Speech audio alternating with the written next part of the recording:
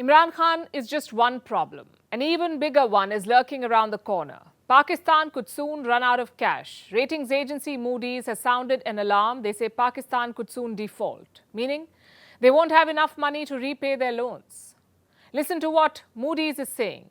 Pakistan's financing options beyond June are highly uncertain. Without an IMF program, Pakistan could default given its very weak reserves.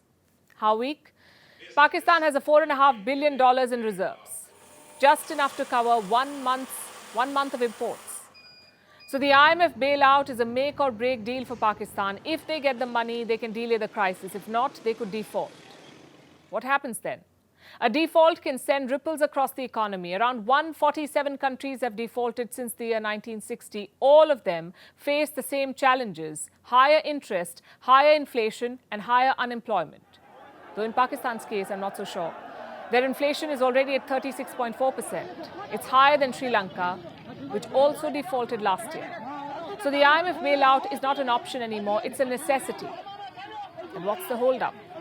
Well, Pakistan and IMF signed a bailout deal in 2019. They agreed to an amount of $6 billion. It was expanded to $7 billion in 2020.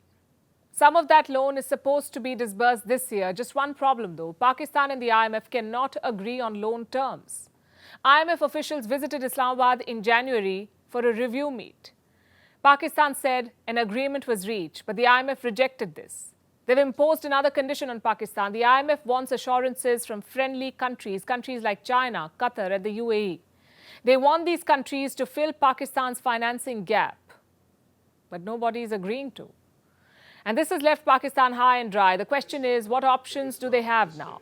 One is to turn around the economy in 1 month, which is highly unlikely, so let's ignore that. The second option is to fulfill the IMF's conditions, plead with Qatar or Saudi Arabia and get the assurances. The third option is to look elsewhere.